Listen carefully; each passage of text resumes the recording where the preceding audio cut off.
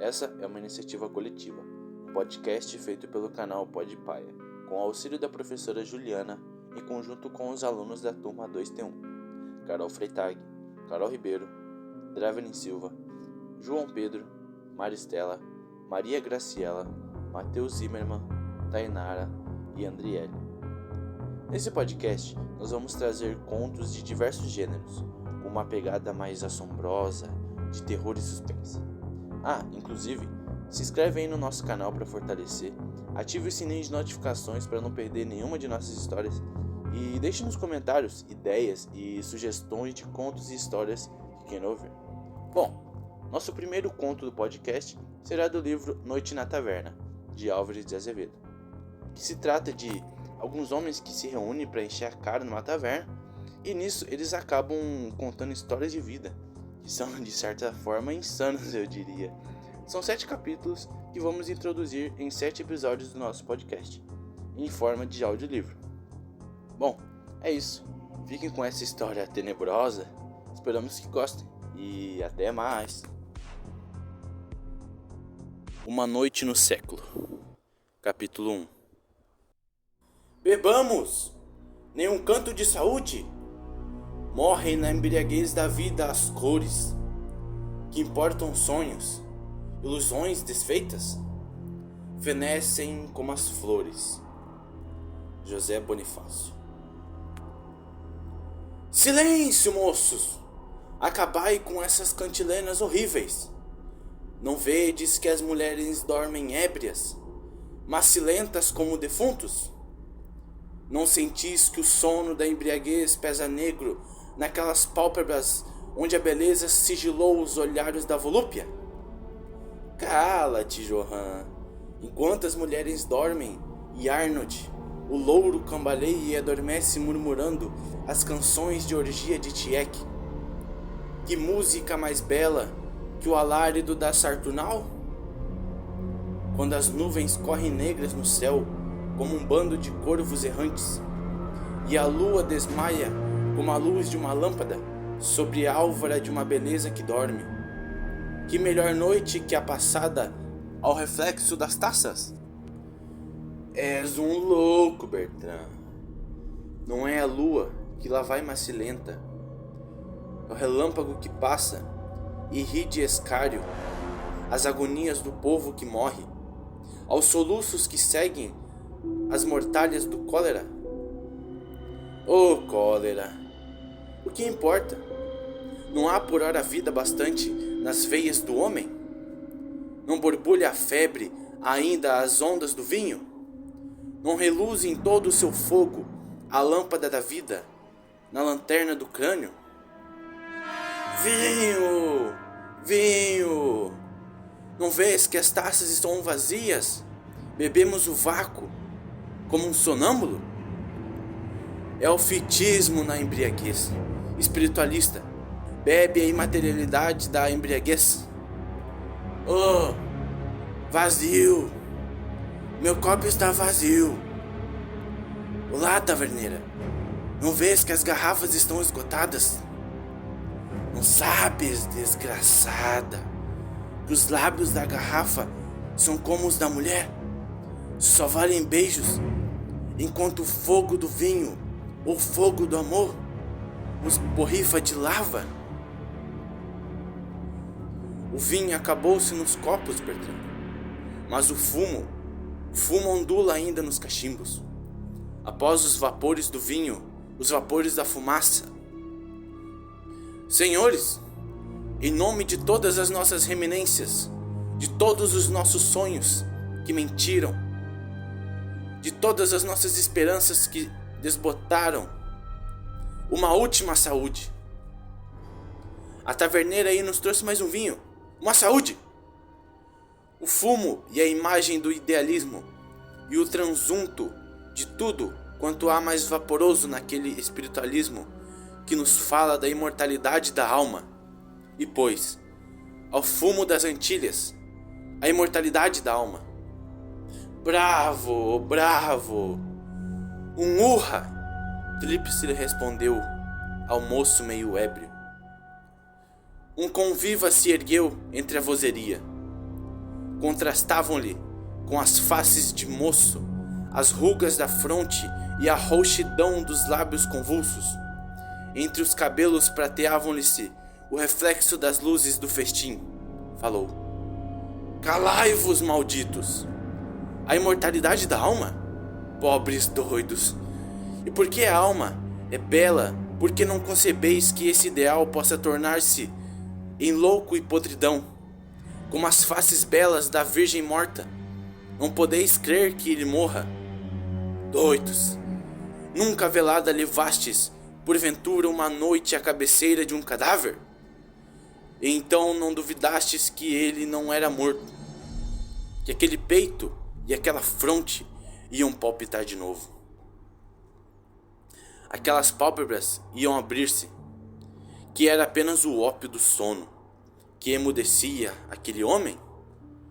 Imortalidade da alma! E por que também não sonhar a das flores, a das brisas, a dos perfumes? Oh, não 1000 vezes! A alma não é como a lua, sempre moça, nua e bela, em sua virgindade eterna.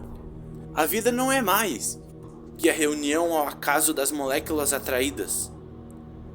O que era um corpo de mulher vai porventura transformar-se num cipreste ou numa nuvem de miasmas.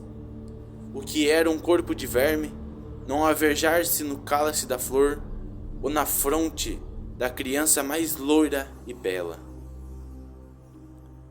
Como Schiller disse, o átomo da inteligência de Platão foi talvez para o coração de um ser impuro. Por isso eu lhe direi: se entendeis a imortalidade pela metempsicose, bem, talvez eu creia um pouco. Pelo platonismo, não. Solfieri, és um insensato. O materialismo é árido como o deserto, escuro como um túmulo. Há nos frontes queimadas pelo mormaço do sol da vida. Há no sobre cuja cabeça velhice regelou os cabelos. Essas crenças frias, a nós, os sonhos do espiritualismo. Arquibaldi, deverás que é um sonho tudo isso? No outro tempo, o sonho da minha cabeceira era o espírito puro ajoelhado no seu manto argênteo, num oceano de aromas e luzes. Ilusões, ilusões. A realidade é a febre do libertino, a taça na mão, a lascívia nos lábios e a mulher seminua, trêmula e palpitante sobre os joelhos. Blasfêmia! Não crês em mais nada. Teu ceticismo derrubou todas as estátuas do seu templo, mesmo a de Deus? Deus! Crer em Deus, sim, como um grito íntimo, o revela nas horas frias do medo, nas horas em que o se irrita de susto e que a morte pareça roçar úmida por nós, na jangada do naufrago, no cadafalso, no deserto, sempre boiando sob o suor frio do terror, e que vem a crença em Deus. Crer nele como a utópia do bem absoluto, o sol da luz e do amor. Muito bem, mas se entendeis por ele os ídolos que os homens erguem banhados de sangue, e o fanatismo beija a sua inanimação de mármore, e há 5000 anos não credo nele. E os livros santos? Miséria! Quando me vierdes falar em poesia, eu vos direi: aí há folhas inspiradas pela natureza ardente daquela terra, como nem Homero a sonhou, como a humanidade inteira ajoelhada sobre os túmulos do passado nunca mais lembrará. Mas quando me falarem em verdades religiosas, em visões santas, nos desvários daquele povo estúpido, eu vos direi: miséria, miséria, 3 vezes miséria. Tudo aquilo é falso, mentiram como as miragens do deserto. Está ébrio, João. O ateísmo é insânia, como um idealismo místico de Schelling. O panteísmo de Spinoza, o judeu, e o crente de Malebrante nos sonhos da visão em Deus. A verdadeira filosofia e o epicurismo, Hume bem o disse, o fim do homem é o prazer. Daí vede que o elemento sensível que domina, e pois, enganamo-nos, nós que amanhecemos nas noites desbotadas de estudo insano, e vimos que a ciência é falsa e esquiva, que ela mente e embriaga com um beijo de mulher. Bem, muito bem, é um toaste de respeito. Quero que todos se levantem e com a cabeça descoberta digam: ao Deus pão da natureza, aquele que a antiguidade chamou Baco, o filho das coxas e de um Deus e do amor de uma mulher, e que nos chamamos melhor pelo seu nome, o vinho. Ao vinho! Ao vinho! Quero que todos se levantem. Os copos caíram vazios na mesa. Agora ouve-me, senhores. Entre uma saúde e uma baforada de fumaça, quando as cabeças queimam e os cotovelos se estendem na toalha molhada de vinho, como os braços do carniceiro, no cepo gotejaste. O que nos cabe é uma história sanguinolenta, um daqueles contos fantásticos, como Hoffmann os delirava ao clarão dourado do Johannesberg. Uma história medonha, não, Arquibald? Falou um pouco pálido, que esse reclamo enguerra a cabeça amarelada. Pois bem, vos direi uma história, mas quanto a essa, podeis tremer a gosto, podeis suar a frio, da fonte grossa, pagas de terror. Não é um conto, é uma lembrança do passado. Sou fiere, aí vens com teus sonhos. Conta. Sou fiere falou, os mais fizeram silêncio.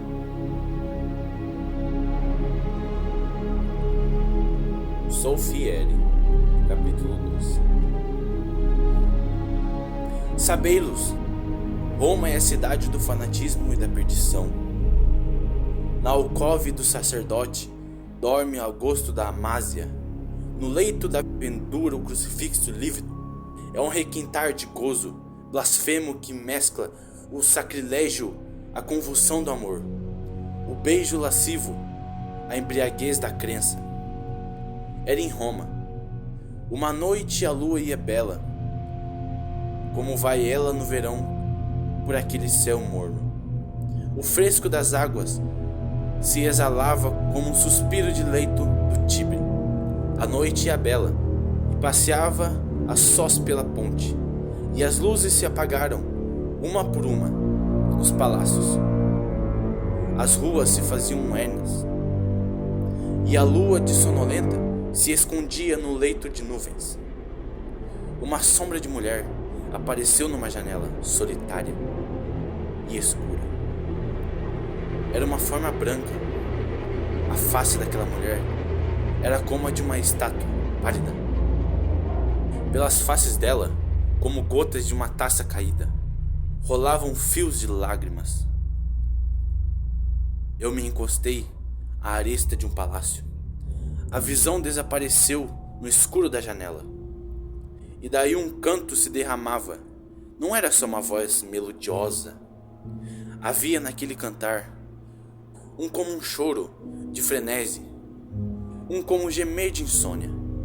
Aquela voz era sombria, como a do vento, à noite nos cemitérios cantando a neia das flores, murchas da morte. Depois o canto calou-se. A mulher apareceu na porta. Parecia espreitar se havia alguém na rua. Não viu a ninguém. Saiu. Eu seguia. A noite ia cada vez mais alta. A lua sumirá-se no céu e a chuva caía às gotas pesadas. Apenas eu sentia nas faces caírem-me grossas lágrimas de água, como sobre um túmulo prantos de órfão. Andamos longo tempo pelo labirinto das ruas. Enfim, ela parou. Estávamos num campo. Aqui, ali. Além eram cruzes que se erguiam de entre o ervaçal. Ela ajoelhou-se, parecia soluçar. Em torno dela passavam as aves da noite. Não sei se adormeci. Sei apenas que quando amanheceu, achei-me a sós no cemitério. Conduta a criatura pálida não foi uma ilusão. As cicutas do Campo Santo estavam quebradas junto a uma cruz. O frio da noite, aquele sono dormido à chuva, causaram-me uma febre. No meu delírio, passava e repassava aquela brancura de mulher. Gemiam aqueles soluços e todo aquele devâncio se perdia num canto suavíssimo. Um ano depois, voltei a Roma. Nos beijos das mulheres nada me saciava. No sono da saciedade me vinha aquela visão. Uma noite, após uma orgia, eu deixava dormida no leito dela a Condessa Bárbara.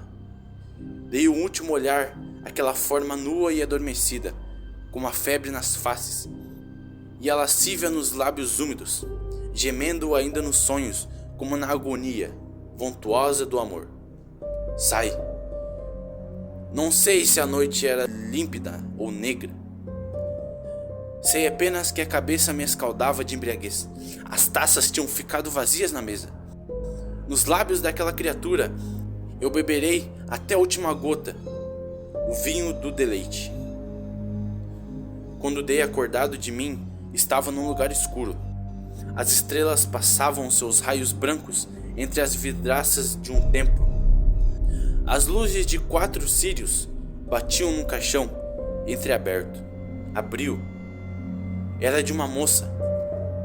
Aquele branco da mortalha, as grinaldas da morte na fronte dela, naquela tez lívida e embaçada, o vidrento dos olhos mal apertados.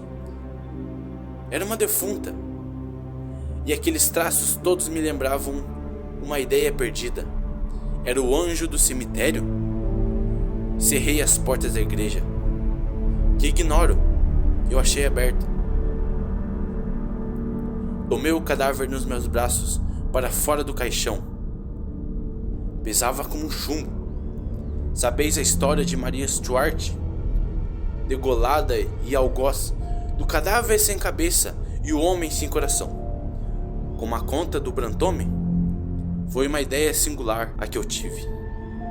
Tomei-a no colo, peguei-lhe 1000 beijos nos lábios. Ela era bela assim, rasguei-lhe o sudário, despedi-lhe o véu e a capa como o noivo despede a noiva. Era uma forma puríssima. Meus sonhos nunca me tinham evocado uma estátua tão perfeita. Era mesmo uma estátua. Tão branca era ela. A luz dos tocheiros davam-lhe aquela lapidez de âmbar que lustra os mármores antigos. O gozo foi fervoso. Se vê em perdição aquela vigília. A madrugada passava, já frouxa nas janelas. Aquele calor de meu peito, a febre de meus lábios, a convulsão do meu amor. A donzela pálida parecia reminar-se. Luz sobria iluminou-os como as de uma estrela entre névoa. Apertou-me os seus braços. Um suspiro ondeu-lhe os beiços azulados. Não era já um desmaio. No aperto daquele braço havia conduto alguma coisa de horrível. O leito de laja onde eu passava. Uma hora de embriaguez me resfriava. Pude a cujo soltar-me daquele aperto do peito dela. Nesse instante, ela acordou.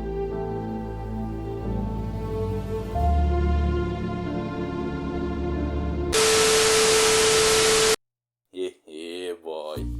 Eu tô ligado que a historinha tá ficando boa, tá ficando interessante, mas vai ficar pro próximo episódio do podcast. E vocês vão ter que se inscrever e ativar as notificações para não perder quando a gente lançar o próximo episódio. E a gente ainda não tem uma data definida, mas em torno de 2 semanas a gente já finaliza o segundo episódio do podcast. E vocês vão ficar por dentro do restante dessa historinha que tá ficando maluca. Esse autor, mano, eu vou falar, Eu já li o livro todo. E esse autor, mano, você tá doido. Ele é maluco da cabeça, velho. As histórias é insana, velho. Então, curte aí e comenta o que vocês estão achando desse novo projeto. E até a próxima, rapaziada. Fui!